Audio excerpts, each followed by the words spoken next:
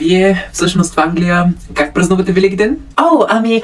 Ние тук в Англия крием шоколадови яйца за децата вкъщи и в градината и те се състезават кое дете ще намери първо всичките яйца и кой накрая ще има най-много. Гледай какво нещо.